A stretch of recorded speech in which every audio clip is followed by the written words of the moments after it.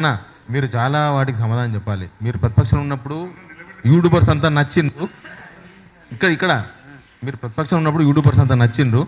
ఇప్పుడు యూట్యూబర్లు అంటే మీరు గొట్టంగాళ్ళు రకరకాలుగా మాట్లాడుతున్నారు. ట్యూబ్ గాళ్ళు అంట. ఇంకా మీరు సమాధానం చెప్పాలి. ఎందుకు అన్న చెప్పిన ఒక మాట, స్పోర్టివ్గా తీసుకోవాలి, ఏమన్నా తప్పులుంటే సరిదిద్దుకోవాలని. ఎందుకు ప్రభుత్వం అట్లా చేస్తలేదు? మధ్యన క్వశ్చన్లు కూడా అడిగితే అడగండి. కానీ ఇప్పుడు ఈ 2.5 గంటలు మనం కూర్చున్నాం. ఎక్కడన్నా ఏదైనా పరుష పదాలు లేకపోతే భూతు పదాలు అశ్లీలు వచ్చినాయా? డెమోక్రటిక్గా చర్చ చేస్తే ఎవరైనా దాన్ని సహించేందుకు సిద్ధం. నువ్వెవరు సహించేందుకు? ప్రజాస్వామ్య ధర్మం అది. సమస్య ఏంటంటే అందరూ కాదు, ఒక్కరు. ఇప్పుడు బిందెడు మంచినీళ్ళల్లో ఒక విషం చుక్క వేసినట్టుగా కొందరు చేసేదానికి ఇలా జర్నలిస్టు సమాజం అంతా సమాధానం చెప్పుకోవాల్సిన పరిస్థితి వస్తున్నది. ఇప్పుడు ఇంతసేపు ఇక్కడ కూర్చున్నానంటే నేను 3 గంటల నుంచి 5 గంటలకు నువ్వు ఎప్పుడన్నా ఒకసారి మాట్లాడుకో అన్నా అన్నాడు. అసలు ఫస్ట్ మీరందరూ ఏమనుకుంటారో వినాల్సిన అవసరం ఉంది. అది ముఖ్యమంత్రి గారి దృష్టికి కూడా తీసుకుపోవాల్సిన అవసరం ఉంది. ప్రత్యేకించి ఇప్పుడు వచ్చింది కేవలం రేవతి గారు, జాహ్నవి గారు చేసిన ఆ సంఘటన దృష్టి పెట్టుకొనే ముఖ్యమంత్రి గారు కూడా అంత తీవ్రంగా స్పందించిన మాట వాస్తవం. నేను ఒక వీడియో కూడా మీ అందరికి వచ్చి ఉంటుంది. మీరు ఆ వీడియో పెట్టేటప్పుడు మీ తల్లిదండ్రులకు లేకపోతే మీ పిల్లలకు చూయించి పెట్టండి. ఇప్పుడు ఎవరు విమర్శించరు? శ్రావ్య విమర్శిస్తుంది, మన గౌడ్ విమర్శిస్తాడు, మా రఘు విమర్శిస్తాడు, వీలైనప్పుడు బుచ్చన అంటే యూట్యూబర్స్కి సంబంధించిన వచ్చినప్పుడు, లేకపోతే నరసన్న విమర్శిస్తాడు. ఎన్నో రకాల విమర్శలు ఉంటాయి. కానీ సరే బూత్ పెట్టిండ్రు, ఇప్పుడు మేమేం చేస్తాం? వాళ్ళకు అదే బూత్ పెట్టేస్తాం. రేపు టిట్ ఫర్ టాట్ కదా. ఇప్పుడు 1 విమర్శ, 2 వ్యంగ్యం, 3 బూతు, 4 అశ్లీలం, 5 జుగుప్స. ఈ రేంజ్ ఎక్కడికి పోతుంది? నేను కూడా 94 నుంచి 97 వరకు విలేకరునే. నేను ఎప్పుడు జస్ట్ ఎంత అప్పుడు 22-23 ఇయర్స్ ఉన్నప్పుడు ధర్మభిక్షం నన్ను దగ్గరికి పిలుచుకొని ముద్దాడేది. ఏది నువ్వు ఒక ప్రశ్న అడుగున్నానని. చిన్న పిల్లగాడినప్పుడు పెద్ద ఉద్దండ పండితులు ఉండే సూర్యాపేటలో. మలుసరాజ్యం దగ్గరికి పిలుచుకునేది, బిఎన్ రెడ్డి దగ్గరికి పిలుచుకునేది. జర్నలిస్ట్ అంటే చిన్న పిల్లగాడైనా సరే వాళ్ళకు ఉండే విలువ నేను చూసినోని కాబట్టి. ఇలా జర్నలిస్టు అంటే ఎవరు అని క్వశ్చన్ వేసే దగ్గరికి ఎందుకు వచ్చింది? ఇలా భరత్ భాయ్ ఒక సూచన చేసిండు, ఒక సిట్టింగ్ జడ్జితో ఒక కమిషన్ వేయండి, లేకపోతే ప్రెస్ అకాడమీ ఒకటి కోఆర్డినేట్ చేయడమా, క్రాంతి గారు ఒక సూచన చేసిండ్రు, ఒక పాలసీని తయారు చేయమని అన్నారు. ప్రజాస్వామ్యంలో విమర్శను తట్టుకోలేని స్థితిలో కాంగ్రెస్ ప్రభుత్వం ఉండదు, కాంగ్రెస్ పార్టీ ఉండదు, రేవంత్ రెడ్డి గారు కూడా ఉండరనేది మాత్రం స్పష్టం చేస్తున్నాం.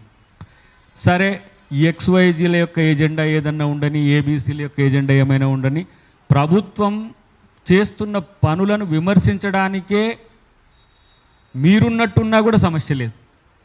అసలు 4th ఎస్టేట్ ఉన్నదే ప్రజల గొంతుగా ఉండడానికి.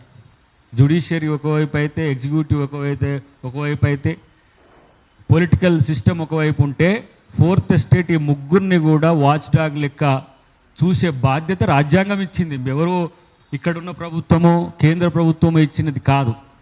ఫ్రీడమ్ ఆఫ్ ఎక్స్ప్రెషన్ కానీ, ఫ్రీడమ్ ఆఫ్ స్పీచ్ని కానీ అడ్డుకునే హక్కు ఎవరికీ లేదు ఈ దేశంలో. వ్యక్తి స్వేచ్ఛను కాదనే హక్కు ఎవరికీ లేదు. కానీ ఇతరుల మనోభావాలనే దగ్గర ఆ మనోభావాలకు అసలు ఏమర్థం లేకుండా పోయిన పరిస్థితి ఉన్నది. వాడేం చేస్తుండు? మళ్ళీ టార్గెట్ చేస్తే వాళ్ళు అదే అబ్యూజింగ్ వర్డ్స్ వాడుతున్నారు. ఈ మధ్య కాలంలో ఇంకెక్కువ పెరుగుతున్నది అనేది ఒక చర్చ అయితే నేనంటున్నా, ఇది మీరిట్లా చేసిండ్రు అనే దానికి ఫుల్ స్టాప్ పడాలంటే ఏంటి? ఒక కామన్ ఎజెండాతో అందరూ కలిసిపోవాల్సిన పరిస్థితి ఉంటుంది. దానికి ప్రభుత్వంగా ఏం చేయాలో మీరు ఒక సూచన, మీరు తీర్మానాలు చేస్తే ఆ కాపీని మీరు సిపిఆర్ఓ ద్వారా పంపిస్తారా, లేకపోతే మా ద్వారా పంపిస్తారా, ఇంకా మీ ఛానల్స్ ద్వారా పంపిస్తారా? మీ అభిప్రాయం. ఇప్పుడు ఇదైతే రౌండ్ టేబుల్ సమావేశానికి పెద్దలు రావాల్సి ఉండే, రాలేదు. పెద్దలు కాదు, ఇంకా దాని హోదాలున్న వాళ్ళతో ఒక చర్చ పెట్టించే ప్రయత్నం చేయాలంటే మీరు ఆ సూచన కూడా చేయండి. ఎవరు చేస్తే ఈ చర్చ ఉన్నతంగా ఉంటుందో, ఎవరు చేస్తే విలేకరి కమ్యూనిటీకి మేలు జరుగుతుందో. నేనైతే నా ఉద్దేశంలో ఏముండే అంటే జర్నలిస్టుల వెల్ఫేర్ కొరకు ప్రభుత్వం ఏం చేయాలనేదే ప్రధాన అంశంగా ఉంటుంది ఒక రోజున అని అనుకున్నా నేను. కానీ జర్నలిస్టులు తర్వాత ఇతరత్ర అంశాల్లో జర్నలిస్ట్ సమాజమే సంక్షోభంలోకి నెట్టబడుతున్న తీరు చూసి మాత్రం ఒక ఇంత ఆశ్చర్యంగా ఉంది. ఇంకొక ఇంత దీన్ని ఏ విధంగా సక్రమ మార్గంలో తీసుకుపోవాలనేదే ఎజెండాగా ఉండాలి. రాజకీయ నాయకుడైతే మనిషి కాదా, మనిషికి వివేకం ఉండదా, వివేకం ఉంటే దాన్ని ఒక ఏమంటాము స్ట్రీమ్ లైన్లో చేయలేమా? ఇలా ఒక్కొక్కరు మాట్లాడుకుంటున్నాం మేమే. ఇంతకుముందే మనోడు మిత్రుడు అన్నాడు, ఒక సంఘటన దయాకర్కి టికెటే రాకుండా చేసిండ్రు, ఒక సంఘటన ఇంకొకరికి రాజకీయ భవిష్యత్తు లేకుండా చేసింది, ఇంకొక సంఘటన ఒకరిని జైల్లో పెడుతుంది, ఇంకో సంఘటన. ఇది నెగిటివ్ వే ఆఫ్ థాట్ అని నేను అనుకుంటా. కాబట్టి మొత్తంగా మనమంతా ఒకటి అనే భావన కల్పించే విధంగా మీరంతా ఉండాల్సిన బాధ్యత ఉందని నేను అనుకుంటున్నా. ఒకవేళ అది లేకపోతే నేను మిమ్మల్ని రిస్ట్రిక్ట్ చేసే, నేను మీన్స్ ప్రభుత్వం మిమ్మల్ని రిస్ట్రిక్ట్ చేసే అధికారం ఎంత మేరకు ఉంటుందో అదే చూసుకుంటుంది తప్పితే ఇంకంతకంటే మీకు ఏం చేసేప్పుడు మీరు అందరూ కలిసి ఒక కామన్ ఎజెండాకి వచ్చిండ్రు. ఒక బూతునో అసహ్య పదాలో లేకపోతే అబ్యూజింగ్ వర్డ్స్ వాడొద్దని ఒక నిర్ణయానికి వచ్చింది. ఇంకో ఎల్ఐ వచ్చింది. నేనెందుకు వీళ్ళు చెప్పినట్టు తింటాను, వాడు ఒకటి మొదలు పెడతాడు. అప్పుడు మొదలు పెట్టినప్పుడు దానికి ఏంది అని అంటే మళ్ళీ చట్టం తనే పని దాన్ని చేసుకుపోయే పరిస్థితి వస్తుంది. ఇప్పుడు ప్రభుత్వ వ్యవస్థ అంటే కేసీఆర్ గారున్నా, రేవంత్ రెడ్డి గారున్నా, ఇంటెలిజెన్స్ కానీ, పోలీస్ కానీ, ఇతర ఏదైతే డిజిటల్ ప్లాట్ఫామ్లో ఏవైతే కంటెంట్స్ వస్తున్నాయో వాటిని స్ట్రీమ్ లైన్ చేసే ఒక వ్యవస్థ ఉంటుంది. దానికి ఇంటెలిజెన్స్ ద్వారా పంపిస్తుంటారు. పరిధి దాటితే ఆ పరిధికి సంబంధించిన చర్చ జరుగుతుంటుంది. ఇప్పుడు ఇన్ని రోజులు మీరు ఇన్ని మాటలు మాట్లాడినా ఎందుకు ముఖ్యమంత్రి గారు ఇంత పెద్ద ఎత్తున సభలు స్పందించలేదు? ఇప్పుడు ఎందుకు స్పందించిండ్రు? ఇప్పుడు ఇదే రేవతి గారి మీద గత ప్రభుత్వం ఎస్సీ ఎస్టీ అట్రాసిటీ చట్టం పెట్టి ఆమెను జైల్లో పెడితే మేమే మాట్లాడింది. ఇదే మా రఘు గారిని అరెస్ట్ చేసినప్పుడు జర్నలిస్ట్ సమాధానంతా కూడా ఎట్లా మద్దతు చెప్పింది. మీరు కూడా రేవతి గారు, జాన్వి గారు చేసింది మంచి పద్ధతి అనుకుంటే మీరు చెప్పండి. కానీ అది సభ్య సమాజంలో ఆ పరిస్థితి వస్తే రేపేంటి అనే విషయం కూడా ఆలోచించండి. వ్యక్తిగతంగా ఇప్పుడు తనను అబ్యూస్ చేసినట్టుగా మాట్లాడితే ఎంత ఫీల్ అవుతుందో అది కూడా ఆలోచించుకోవాల్సిన సందర్భం ఉంటుంది. ఇంట్లో ఆడవాళ్ళ మీద ఇప్పుడు రైతులో మన ఊర్లలోనో బూతులో లేకపోతే అశ్లీలమో మాట్లాడతారు అనుకోండి, అది టెలికాస్ట్ చేసే హక్కు మనకుందా? చేయొచ్చా? అట్లా మీకు అట్లా యూట్యూబ్లోనో లేకపోతే ఏంది ప్రెస్ పిఐబిలోనో లేకపోతే ఇంకో వాటిలలో ఉందా? అట్లా ఎందుకు మరి కొన్ని సంస్థలు అక్కడ బీప్ వేస్తాయి? బీపుని తీసేసే పరిస్థితి ఎందుకు వచ్చింది? ఆక్రోశం అనేది వ్యక్తి ఇప్పుడు ఊర్లలో పోతే ఇప్పుడు చాలామంది అన్నారు కదా, 4 కోట్ల మందిలో 3 కోట్ల మంది బూతులే మాట్లాడితే ఇక బూతుల తెలంగాణ చేసుకుందామా చెప్పండి. అది బూతులు కూడా కాదు. దీన్ని దశ దాటి ఎక్కడికి పోతుందంటే వ్యక్తిగతంగా విమర్శించే స్థాయిలు పోతుంది. ఇప్పుడు అట్లా అంటే రేవంత్ రెడ్డి గారు విమర్శించలేదా అంటారు, లేకపోతే దయాకర్ విమర్శించలేదా అంటారు, ఇంకో సందర్భంలో వచ్చినప్పుడు బండి సంజయ్ విమర్శించలేదా అంటారు, ఇంకో సందర్భం వచ్చినప్పుడు సరే కిషన్ రెడ్డి అన్నాడు అనుకోండి, కొంతమంది మా మీద కొంచెం పరుషంగా మాట్లాడేటోళ్ళ మీద ఆ చర్చ వస్తుంది. కానీ ఎక్కడో ఒక దగ్గర బ్రేక్ పడాల్సిన సందర్భం వచ్చిందని మాత్రం నాకు అనిపిస్తున్నది.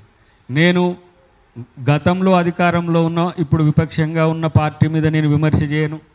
మా ప్రత్యర్థిగా జాతీయ స్థాయిలో ఉన్న బీజేపీని విమర్శ చేయను. ముఖ్యమంత్రి గారి ఆలోచన మాత్రం నేను క్యారీ చేయడానికి ఒక ప్రయత్నం చేస్తా. నేను పర్సనల్ కలిసినప్పుడు కూడా వారికి చెప్పే ప్రయత్నం ఏంటంటే, ఒక హై లెవెల్ కమిటీని జర్నలిజం దాని యొక్క ఉద్దేశాలను రక్షించేటట్టుగా ఒక ప్రయత్నం చేస్తూనే ఎవరైతే ఈ జర్నలిజం పరిధిని దాటి జర్నలిస్ట్ కమ్యూనిటీకి కలంకం తెచ్చే విధంగా వ్యవహరిస్తారో వాళ్ళ పట్ల ఒక విధానం ఉండాల్సిన సందర్భం వచ్చింది.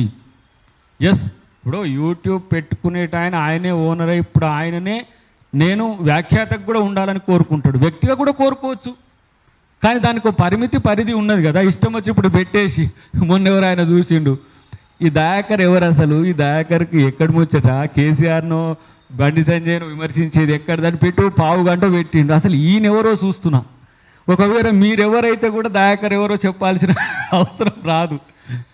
నువ్వు ఆ పక్కన ఉన్నప్పుడు ఒక గుద్దొద్దు ఆయన దయాకన్నా వాడు నా చిన్న పోరగాని కంటే ఎక్కువ సరే అది వేరు విషయం. వాడెవడో మనకు తెలియదు. సందర్భము ఒక ట్యూబ్ పెట్టుకొని సరే ప్రజలకు మేలు చేయాలనుకున్నాడు. కానీ ఇక్కడ పనిచేస్తున్న నాయకులు ఎవరు, వాళ్ళ క్రెడిబిలిటీ ఏంటి, వాళ్ళు చేస్తున్న త్యాగాలు ఏంది? ఈరోజు నేనే తెలియని ఆయన ఉన్నాడు, ఆ పెద్ద మనిషి ఉన్నాడంటే నాకే ఆశ్చర్యం అనిపించింది. కానీ నాకొకంత నేను కూడా కనువిప్పు అయింది, నేను కూడా తెలియని వాళ్ళు ఉన్నారని. కాదు, ఉద్దేశపూర్వకంగా వాడు ఎవడో ప్రొవోకేట్ చేస్తే చేస్తాడు సన్నాసి గాడు. వాని గురించి కూడా మనం ఎందుకు పట్టుకోవాలి?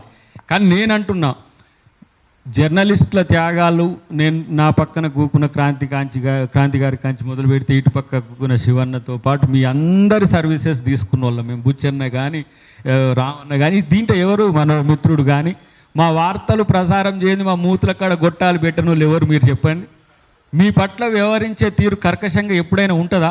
ఒకవేళ ఒక సందర్భంలో మీరు నోరు జారి అన్నారనుకోండి, ఆ రోజు నన్ను ఇట్లా చేసింది కదా ఈయన, ఎందుకు నేను ఆయన అనాలని ఉంటుంది అంతే. ఇప్పుడు రేవంత్ రెడ్డి గారు కూడా ఆ స్థాయి నుంచి వచ్చినా కూడా ఉద్దేశపూర్వకంగా చేసే వ్యక్తుల యొక్క అసలు నేను సెర్చ్ చేసిన డొమైన్ ఇక్కడ లేదు. ఇప్పుడు నేను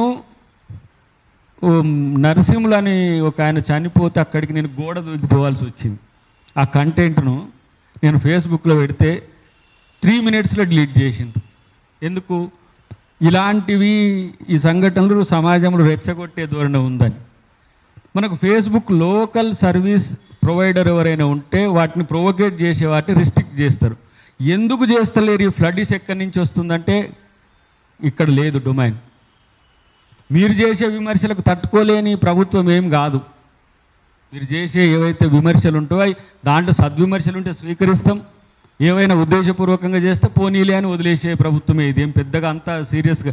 కానీ ప్రత్యేకించి ఇట్లా కాదరే తీవ్రత 6 degree పెట్టాలి, 3rd degree పడిపోతలేదని చెప్పి పదాలలో మీ యొక్క ఏమంటాము మీ యొక్క నైతికతను దిగజార్చే విధంగా ప్రవర్తించే వాళ్ళ పట్ల మీరే జాగరూకత ఉండని చెప్పి నేను సీనియర్ జర్నలిస్టులకు విజ్ఞప్తి చేస్తున్నా.